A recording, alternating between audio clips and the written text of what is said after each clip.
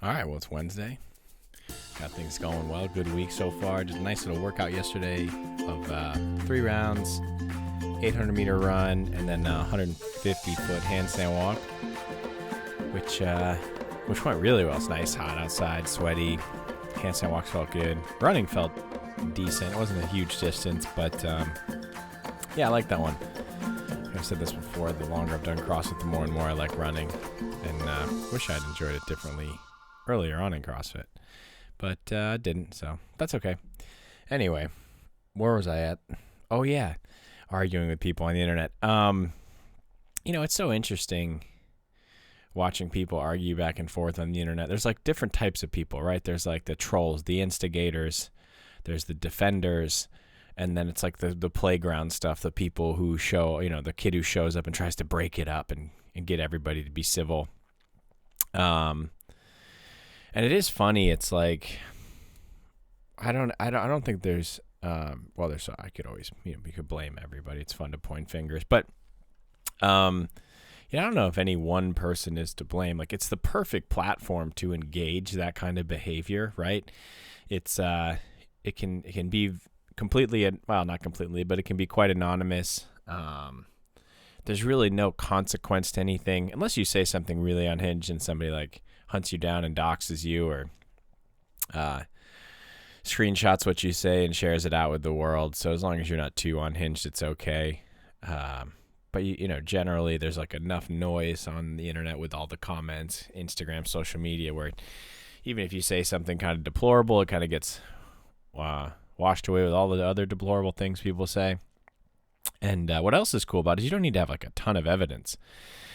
What's so interesting about arguing on the internet and is that, and I guess this is anywhere, right? It's that our experience is supreme. The individual's experience is supreme. And I think a lot of reason for why this is a great place to start when sharing your perspective or arguing. But it's like it's almost like the highest level of evidence is just basically saying like, well, one time in my life, this happened. And, and that's like enough. That proves it. And so, I was recently engaging a little bit in the comments, feeding the trolls. And it's something I have a hard time with. Like, I love talking shit. And, but I, over the last year, I've definitely put more comments in and deleted them than I ever have. Because it is just so much more satisfying to talk shit to somebody's face. For a lot of reasons. I think it's like, I think you want to fight somebody at 100%, and it's cool to be able to like, I don't know. I always thought about this in competing. You don't want to compete against somebody, at least when I was doing cross, you don't want to compete against somebody when they're at their 50%. And you always want to win, but the win is really satisfying when both of you can say you gave it, 100%. And like similarly on the internet, I feel like one of the reasons it's so easy to just get sucked down every rabbit hole and why every argument that's possible is enticing is because they're like relatively low mental nutritional value. So you need a lot of them. It's the holiday weekend, so gave myself a treat because I was such a good boy this year, and I had some Doritos, and that's like one of my favorite things to eat. It's crunchy, tons of fake flavor.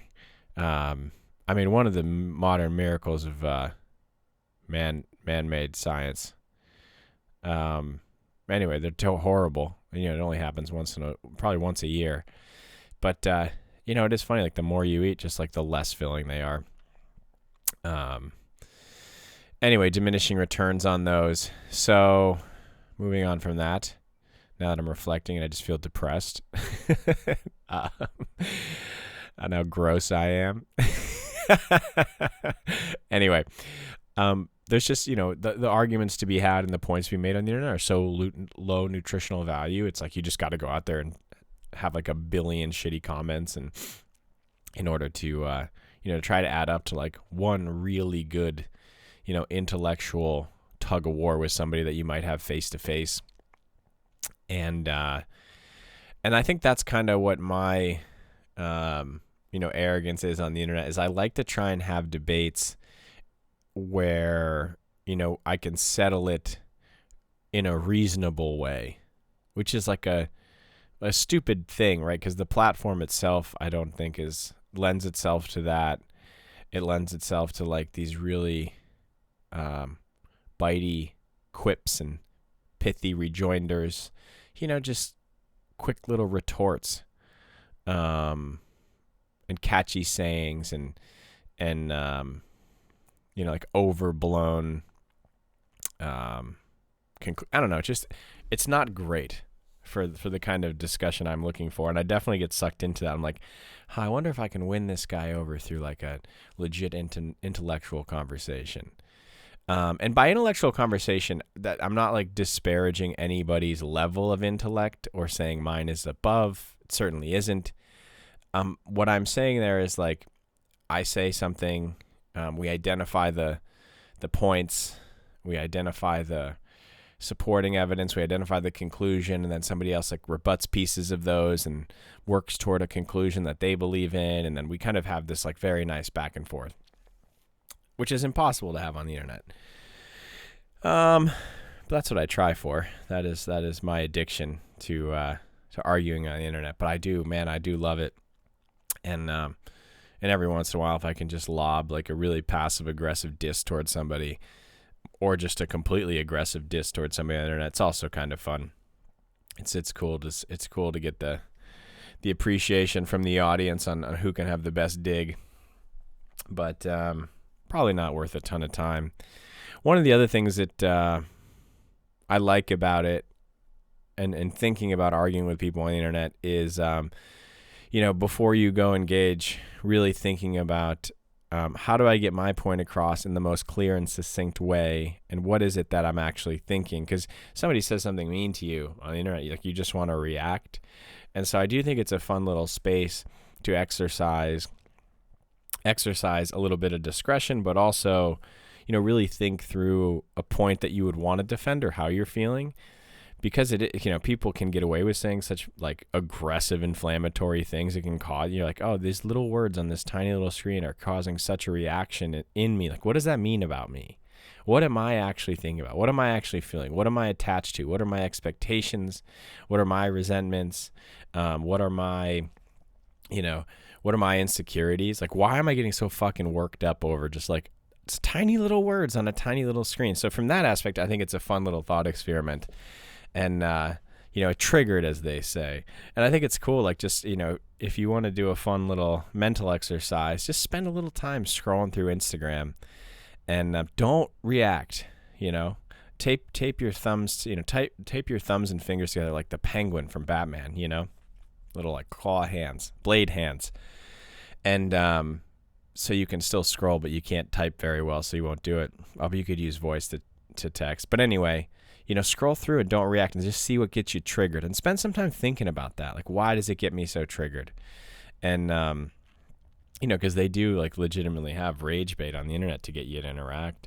And the way people get you to have eyes on reels and posts is so creative. Like the ones where it's like, this birthday month is the most annoying, and they show each month slowly. So you're waiting for your birthday month, and June is always the worst annoying. So I hear that. You're welcome. But I thought that was a fun exercise. It helps you think a little bit more deeply about yourself. So no terribly deep thoughts today on arguing on the internet, other than I love it. I'm addicted to it. It's like it's like eating Doritos. Low nutritional content, but very, very, very satisfying early on, diminishing returns as it goes on.